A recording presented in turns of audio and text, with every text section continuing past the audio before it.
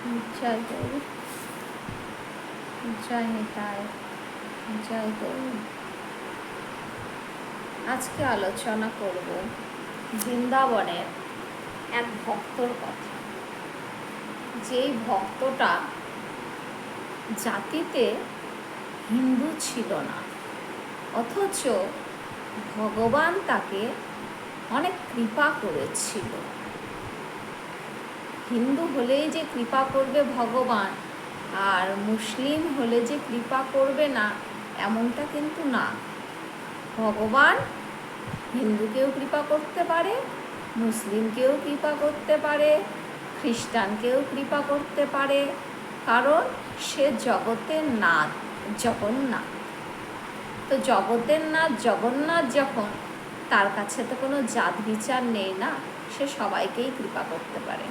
সে একটা মদেশিয়া হোক বা খ্রিস্টান হোক, যেই হোক, কিন্তু তার ব্যবহারে ভগবান সন্তুষ্ট হলে তবেই কৃপা করবে, তাছাড়া কিন্তু না। তো যাই হোক, আজকে আমরা আলোচনা করব বৃন্দাবনের একজন নামকরা বাবা ছিল, যার নাম কালা বাবা। তো এই কালা বাবা মানে হিন্দু ছিল না, উনি মুসলিম ছিল, আর ভীষণ নিষ্ঠা ছিল তার ভক্তির প্রতি। সে 3 বার নামাজ পড়ত, খুব নিষ্ঠা সহকারে। এত নিষ্ঠা সহকারে নামাজ পড়ত 3 টাইম। সেখানে কোনো কিছুই, যতই ঝড় আসুক, ঝাপটা আসুক, বিপদ আসুক, সে কিন্তু এই নামাজ পড়া থেকে বঞ্চিত হতো না, খুব নিষ্ঠার সঙ্গে পড়ত।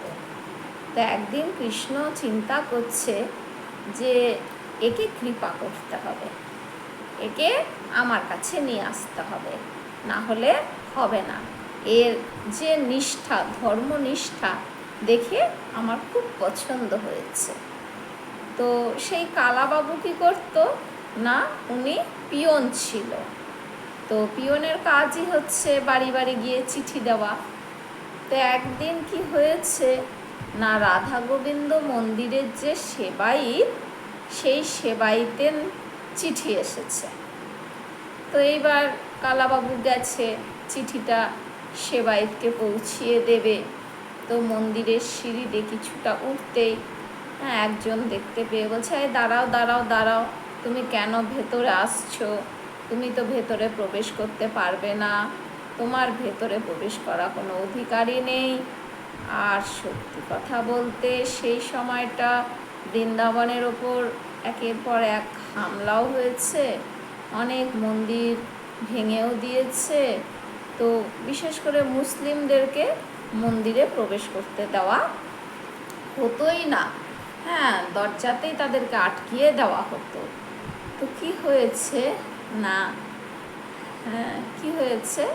না, তখন সে কালা খানকে ওখানে দাঁড় করিয়ে দিয়েছে। দাঁড় করিয়ে দেওয়ার পরে অনেকক্ষণ দাঁড়িয়ে আছে, বেশ রোদ, কষ্ট হচ্ছে রোদে দাঁড়িয়ে থাকতে। অথচ সেবাইতে চিঠিটা যদি সেবাইতকে না দিয়ে তো যেতেও পারছি না। তো যাই হোক, দাঁড়িয়েই রয়েছে, খুব রোদে কষ্টও পাচ্ছে। একটু একটু হাওয়া হচ্ছে, দেখছে মন্দিরের জানালাটা ধপাস ধপাস করে একটু করে বন্ধ হচ্ছে, বাড়ি খাচ্ছে, আবার খুলে যাচ্ছে। তো কি হয়েছে না, এইবার খুব গরমে কষ্ট পাচ্ছে। তো 1 পা 2 পা করে দেখে তো জানালা দিয়ে মন্দিরের সেবাইতকে দেখা যায় নাকি, দেখা গেলে ওখানেই চিঠিটা দিয়ে দেবে, এমনটাই চিন্তা করেছে।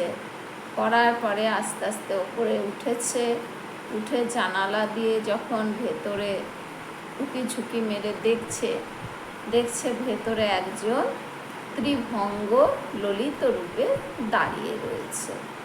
হাতে তার মুরলি, চোখ দুটো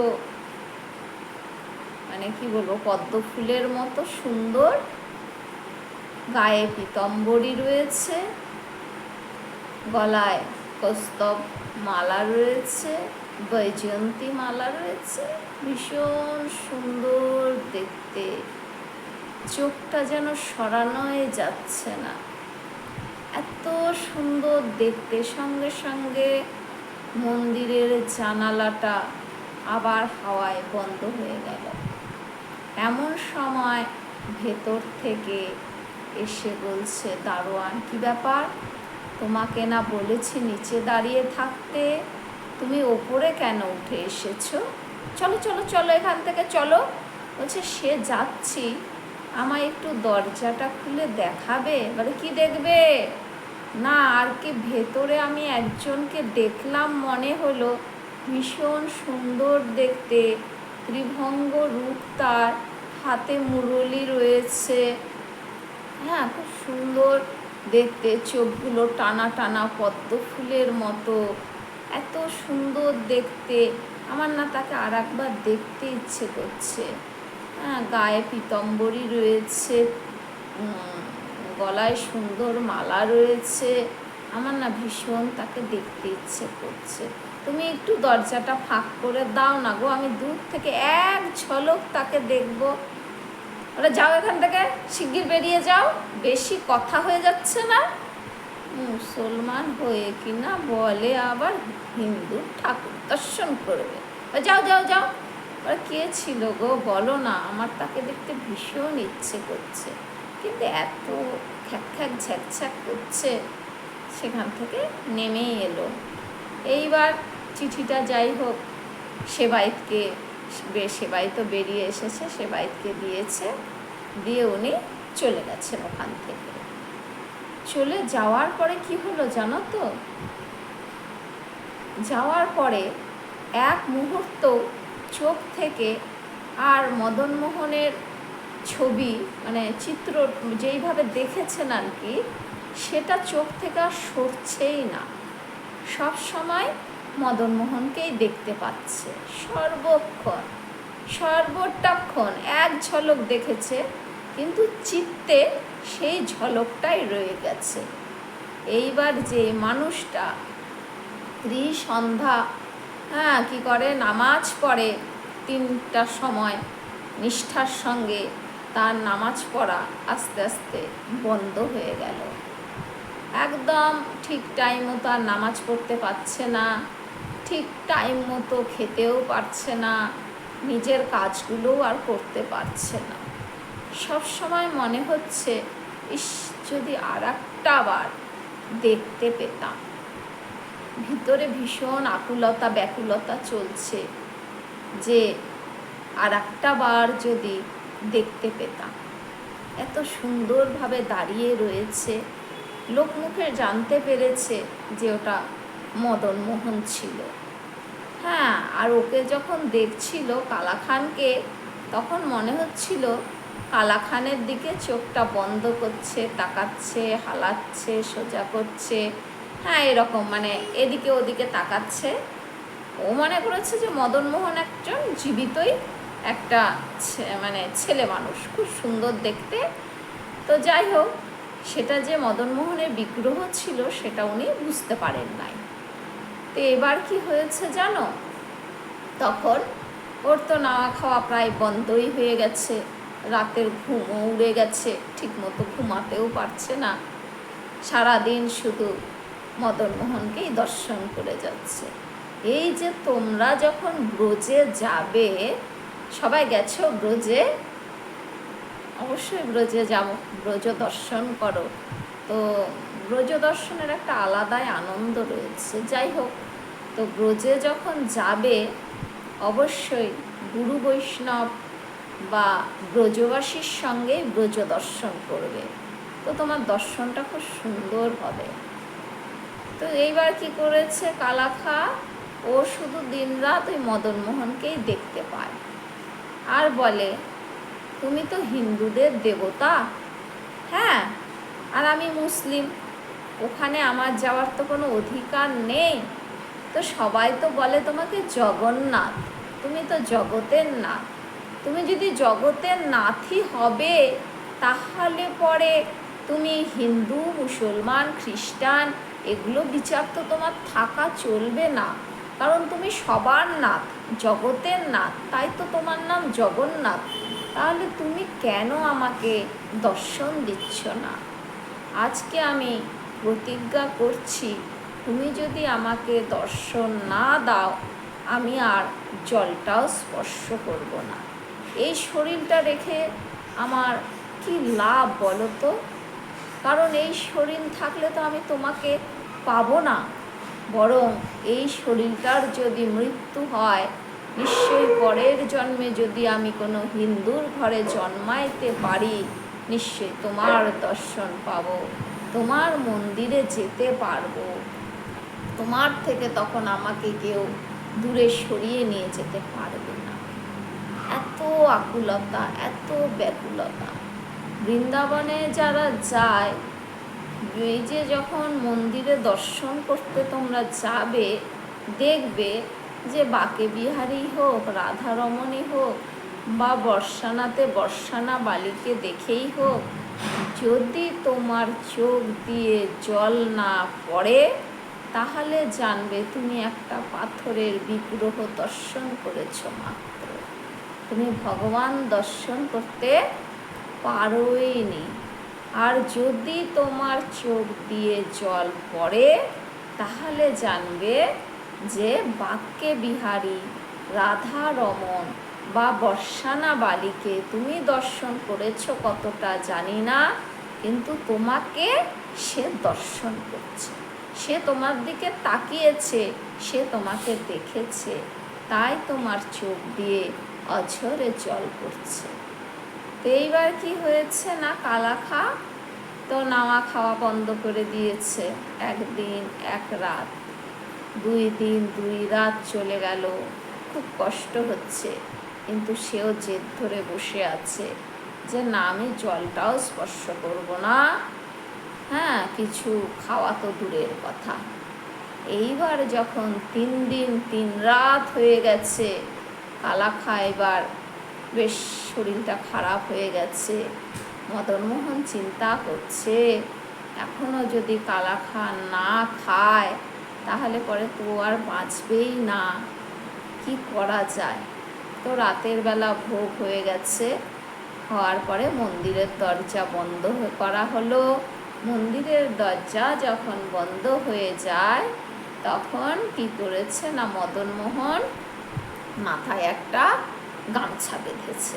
হ্যাঁ, বেশ এইভাবে একটা গামছা বেঁধে দিয়েছে। গামছা বাঁধার পরে কি করেছে, চোখের কাজলগুলো বেশ ভালো করে লেপটিয়ে দিয়েছে 2 চোখে, যাতে চিনতে না পারে যে এটা মদনমোহন। তারপরে যাই হোক, একটা ছোট বাচ্চার রূপ ধরেছে, ধরে কোমরে ধুতিটাকেও বেঁধেছে ভালো করে, শক্তপোক্ত করে। এইবার নিজের খাওয়ার থালা গ্লাস নিয়ে চলে গেছে কালাখান কাছে, গিয়ে বলছে, এই কালাখান আছো নাকি? কালাখান কোথায়? কালাখান। তখন বলছে, কে? বলছে, তুমি কালাখান? বলছে, হ্যাঁ। বলে, শোনো, তোমার জন্য খাবার আনা হয়েছে, তুমি খেয়ে নাও। বলে, কে তুমি? তোমার নাম কি? বলছে, আমার অনেক নাম, তুমি অত নাম বলতেই পারবে না। বলছে, তোমার বয়স কত? বাচ্চাটা দেখতে ভীষণ সুন্দর, মনে হচ্ছে জড়িয়ে ধরে চটকায়, এত সুন্দর বাচ্চাটা দেখতে। তোমার বয়স কত? বলছে, আমার বয়স 3-3.5 বছর তো হবেই। ভাবছে ছোট বাচ্চা আর কি করছে। বলছে, না, আমি কিছু খাবো না। বলে, না, তোমাকে তো খেতেই হবে। বলছে, কেন? বলছে, তুমি না খেলে মদনমোহনকে দর্শন করতে পারবে না তো। যেই মদনমোহনের কথা শুনেছে অমনি উঠে বসেছে। তাই নাকি মদনমোহন? তাহলে তুমি কে বলো? বলছে, ওই মদনমোহন মন্দির থেকেই তো আমি এসেছি। আমি ওখানে পাহারার কাজ করি, ঠেকা। হ্যাঁ, তো আমাকে ওখানে সবাই ঠেকা বলেই ডাকে। বলো, ও আচ্ছা। বলো, ওই জন্যই তোমার প্রসাদ নিয়ে এসেছি, তুমি খাও, আর এই বাসনটা নিয়ে গিয়ে সকালবেলা মন্দিরে দিয়ে আসবে, কেমন? ঠিক আছে? বলছে, হ্যাঁ, মদনমোহন তোমাকে দর্শন দেবে কালকে, চিন্তা করো না, তুমি এই প্রসাদটা আগে পাও। বলে ঠেকা ওখান থেকে চলে গেল। এইবার কালাখা দেখছে এতদিন আমি চোখে মদনমোহনকেই দেখতে পেতাম, আর আজকে থেকে তো আমি আর মদনমোহনকে দেখতে পাচ্ছি না, আমি শুধু চারিদিকে ঠেকাকেই দেখতে পাচ্ছি। ব্যাপারটা কি হলো, তাই না? ব্যাপারটা কি হলো? তাহলে কি এটা আমার মনেরই ভ্রম? যখন যাকে দেখি তাকেই কি শুধু আমি দেখতে পাই, এছাড়া অন্য কিছু কি দেখতে পাই না? নিশ্চয়ই আমার মনেরই ভ্রম। এইবার কি হয়েছে, তখন বলছে যে শুধু ঠেকাকেই চারিদিকে কেন দেখতে পাচ্ছি, আর কিছুতেই ভালো লাগছে না, মদনমোহনকে তো আমি আর দেখতে পাচ্ছি না, যেদিকেই তাকাচ্ছি শুধু ঠেকাকেই দেখা যাচ্ছে, আমার কি হলো? এইরকম ভাবছে, ভাবতে ভাবতে কি করেছে না, কিছুটা প্রসাদ পেয়েছে। প্রসাদ পাওয়ার পরে উনি বিশ্রাম নিচ্ছে। এইদিকে যে মন্দিরের সেবায়িত মদনমোহন রাতের বেলা তাকে স্বপ্ন দিচ্ছে। স্বপ্নে বলছে, এই যে শোনো, সকালবেলা কালাখা আসবে, হ্যাঁ, কালাখার হাতে একটা থালা থাকবে, আমি থালাটা করে ওকে খেতে দিয়ে এসছি, থালাটা নিয়ে নেবে, ওকে কিন্তু চোর মনে করে আবার মেরো টেরো না, আমি নিজেই দিয়ে এসেছি, আর ওকে একটু আমাকে দর্শন দিও, ও আমাকে দর্শন পাওয়ার জন্য ব্যাকুল হয়ে আছে, ওকে দর্শনের ব্যবস্থা করে দেবে।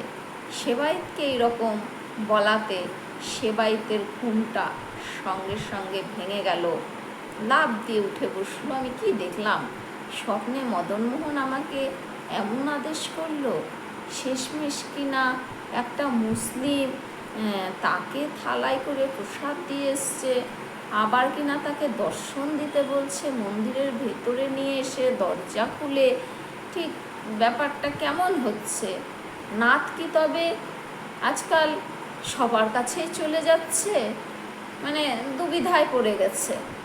এদিকে মন্দিরের দরজাও খুলতে পারছি না, যে স্বপ্নটা যেটা দেখলাম সেটা সত্যি না মিথ্যা, কারণ সকাল না হওয়া পর্যন্ত মন্দিরের দরজা আমি খুলতেই পারবো না। আর মন্দিরের দরজা খুলে যদি দেখি সত্যি থালাটা নেই মদনমোহনের, তার মানে জানবো যে স্বপ্নটা আমার সত্যি। যাই হোক, রাতটা কিছুতেই কাটছে না, আর শুধু ভাবছে শেষমেশ কিনা একটা মুসলমানকে মদনমোহন কৃপা করছে, কি জানি বাবা। দেখো, হিন্দু মুসলমান বলে কৃপার জায়গাটাও আলাদাই। তাহলে আমরা যদি নবদ্বীপে এখন যাই, চাঁদকাজিও তো মুসলিম, তাই না? তো চাঁদকাজির কাছে আমরা কবরস্থানে যাই দর্শন করতে, মুসলিম হিসাবে তো নিশ্চয়ই আমরা দর্শন করতে যেতাম না, যেতাম কি? তাহলে পরে তোমরাই চিন্তা করো যে সেও তো গৌরের কৃপা পেয়েছিল, তাই না?